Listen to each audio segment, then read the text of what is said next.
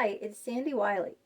Welcome to my mental health channel, where I wipe away the stigma of mental illness by talking about my own struggles as a former patient of almost 20 years in therapy.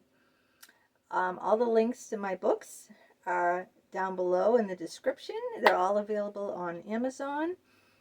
I am not a licensed therapist, so I cannot diagnose you or give you a professional opinion. All I ask in turn of you is your kindness, please, in the comments, and respect to everyone. I want to hear from you. I want to know all about your thoughts, your opinions. So please like this video. Hit that subscribe button so you'll be notified next time my video comes out. And please share it. Please share it with everyone, your family, friends, and your social media. Let's spread the love. Today's video is, I was an internet whore. Yes. I'm all about 100% honesty in my videos, all right? A few people have taken note of that I come on and I just tell it like it is, even though it might make me look bad in the process. But I'm all for sharing what I'm going through or what I've been through. I have borderline personality disorder, and I have psychotic episodes, and I became an internet whore back around the turn of the century, around the 2000. This was back about when I was in my mid-30s. I was married. I had 2 little children in diapers, only 2 years apart. At the time, I lived in a two-family house. My father was in a mental institute for delusions. He was paranoid schizophrenic. My mother was narcissistic, and I had nothing to do with her. I didn't speak. And I lived in the apartment upstairs. This was back when AOL was like kind of new. I don't know how new it was in the year 2000, but it was new to me. Anyway, this is when we got AOL, and the internet became very new to me. I never was on the internet before, except I never was on the internet. I used computers when I worked. I worked in the computer department when I was in my 20s in an engineering firm, Stone & Webster Engineering, in case any of you old-timers out there. But other than that, I never was on computers. I never was on the internet. I was very unhappy in my marriage. I was very psychotic. I didn't have any friends. Very lonely. No family members would talk to me. I was like the estranged from everyone. Have you ever felt that way, that you are like the outcast in your family? You were estranged. No one understood you. No one wanted to bother with you. No one wanted to bother to get to know me. I had a lot of deep psychological problems. And along came AOL. And then AOL had these chat rooms, okay? So I came on into, that was back when you had to dial up to get on the internet, when it used to take a long time. Now I just put my computer on, the internet is up. But back in 2000, when I was like 34, 35, you had to dial up to get on the internet, and it would take several attempts. We're talking about it could take 5 to 10 minutes just to get on the internet back during the dial-up time. Things have changed. Technology changes every day. So I had an AOL account. There was all these different chat rooms, and I'd get on a chat room and I just say, hey, who wants to have cyber sex? Now, cyber sex, all this was new, brand new, spanking new stuff for me. I didn't know anything about it, and I got to chat with all these different men, and I had cyber sex with these complete strangers. What is cyber sex? You're like phone sex. When you have phone sex, you're on the phone telling each other what you want to do to each other. Oh, I want to lick you until you scream in ecstasy, or I want to, So instead of saying it like on the phone, I'd be typing it, and they'd be typing it, and they'd be probably touching themselves while reading what I'm typing, So I did that, and then, not only did I do cyber sex, I met these men. First, it started off with phone calls, all right? I got to talk to, a lot of people on the phone, a lot of different men. And then my kids were in school at this time, like, nursery school, preschool, kindergarten, that kind of thing. So they weren't in the house. I didn't work. My husband was working long hours. Like I said, I was estranged from my family. I was in a deep depression. I didn't know who I was. One psychologist diagnosed me with dissociative identity disorder. I didn't agree with him, but he did say I had DID, That was the one from Yale, Dr. Jeffrey Fortgang. But it wasn't like I believed I was someone else or I turned into someone else. It was just like, I did this. I just did this, So then I talked to all these men from meeting them on the internet, AOL chat rooms, having cyber sex with them. And, when I talked to them on the phone, and then I got to meet some of them and started, fooling around with these guys. They were complete strangers. I mean, I was taking a lot of risks because I didn't know these men, meeting strange men off the internet. I don't recommend doing that because you could be raped, you could be killed, You don't know who these people are. A lot of people on the internet have different personas, okay? They say they can make up phony names. Like I could say, I'm Mary Smith. I could tell you that I'm married to a lawyer. I could say anything, And people do have a front. I could dress up a certain way and, tell you all this bullshit. I'm different than other people because I come out and say my full real name, Sandra Lee Wyllie. I tell you where I live. I live in Boston, Massachusetts. I tell you everything, like deep, personal, intimate things about myself. And the way I look is what you see. I mean, if you met me on the street, you would know me right away because I look exactly the same as I do on these videos. But that's pretty unusual. A lot of people, especially back then, a lot of people had these personas,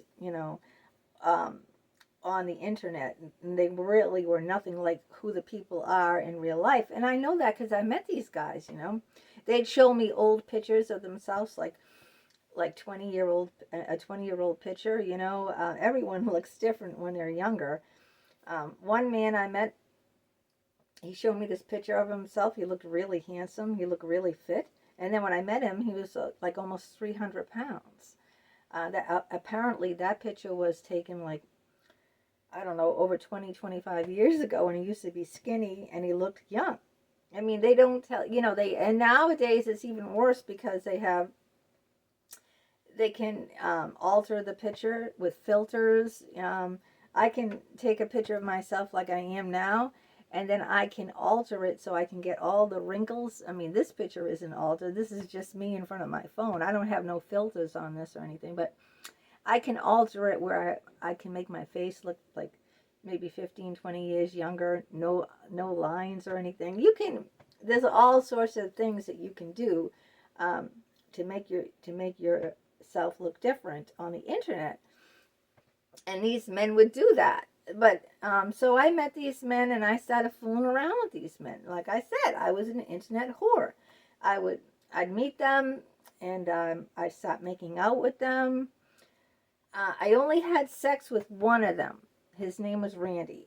And I had sex with him between, May of 2000 to October of 2000. May, June, July, August, September, May, June, July, August, September, October, maybe 5 months. But there was Paul, and this guy, Paul, he was very dangerous. Paul was, he was in jail.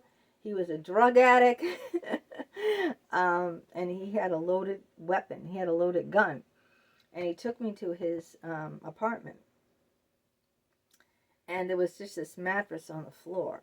It was creepy. It was very creepy. And then he brought out his gun. And his gun was, I don't know what kind of gun it was. I had never seen a gun in my life. Except when I look at a police officer. And he has his gun in his upholster, you know. And like he had it in a case about this big, you know. And it was all, you know, it wasn't assembled. It had different parts to it. Like I don't know. I don't know anything about guns, okay? I'm really naive. That was the first time I ever saw a gun in my life. And I got really scared, you know. I kept going pee because I got nervous. And then I really, you know, I wanted to get out of there because I was worried. This guy was a drug addict. He was an alcoholic. He had a loaded gun. He had guns and ammunition in his house. He's been in jail. He was divorced. He used, you know, he'd have relationships with several women at one time. I don't know what I could catch from him. I probably could get AIDS if I had sex with him. Anyway, I knew better than to have sex with him, so I didn't have sex with him. But, I mean, I put myself in a very vulnerable and dangerous position. Being alone with a complete stranger in his apartment. There's no one else around. There was no one else there. He could have raped me. He could have drugged me and raped me. I mean, he could have killed me. I mean, it was a remote area way in the country. I think it was in Easton. I believe it was very remote. Okay. It was way in the country. There was no one, like no houses around. I mean, I put myself in a very dangerous position. And, you know, I was married at this time. I had two young children dependent on me. And so why did I act that way? Why was I whoring around, you know, being a slut? Even though I didn't have sex with him. You know, that's a good question. I wasn't I wasn't mentally, like this whole channel I'm doing is for mental health. So I wasn't mentally in my right frame of mind. I don't know why I was acting like this. Like I was really acting like another person. So maybe I did have, one psychologist, I saw like dozens of psychologists said I had, you know, dissociative identity disorder, which is multiple personalities.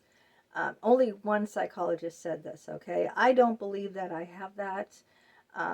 There's nothing wrong with someone who has that.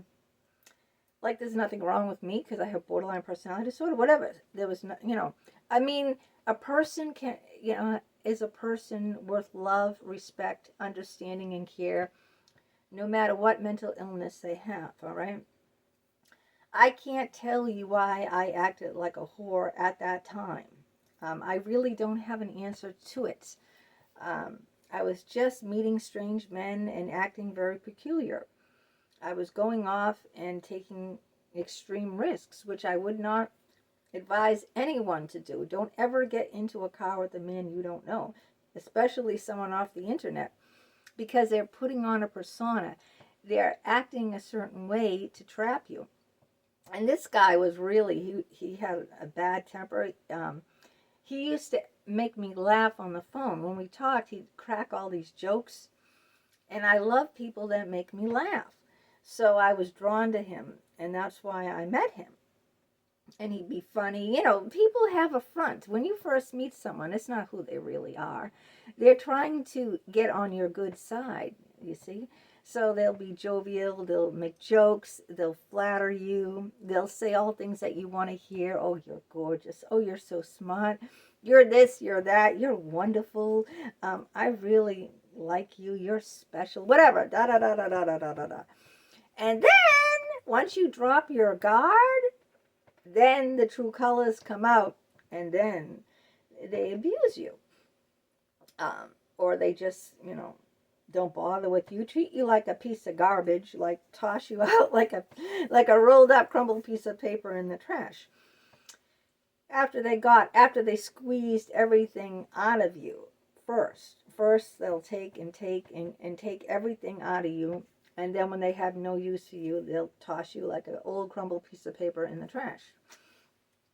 Well, this is, what happened to me over and over again. There was a lot of bad incidences in my life. I was separated from my husband during this time. He moved back in with his parents. And it was just like a really low, very low time in my life. Very, very bad time. And, I look back and I say, God, how did I take all those risks? Why did I hook up with those men? I met one man named Sean. We went to an arcade. You never been into like a video game arcade where they have those table hockey, and they have all the racing cars. You get on it, and it's like you're really driving a motorcycle or you're really driving a car. And the pinball machines. I've been in pool halls where all the pool tables are, and they have lots of drinks, alcohol all over the place. And I used to go into places like that, like pool halls and arcade places, and meet these people.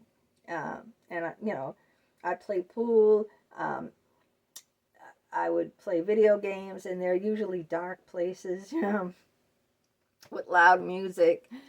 And I don't know, maybe I just had to get it out of my system because I never did anything growing up. I never left the house. I never dated. So I don't know if it's just because I just had to get that out of my system. But yeah, I was an internet whore, and I took a lot of risks with these men. And I'm just saying I'm not proud of that time because I was married. So I was cheating on my husband. I was committing adultery. And it was a very low point in my life that I'm not proud of, but I still wanted to come on here and share it with you, even though I'm not proud of it. I don't know why, I was really psychotic. I wasn't in my right mind. But that's the truth. That's the truth. So let me know if you ever had periods of your life where you didn't really know who you were.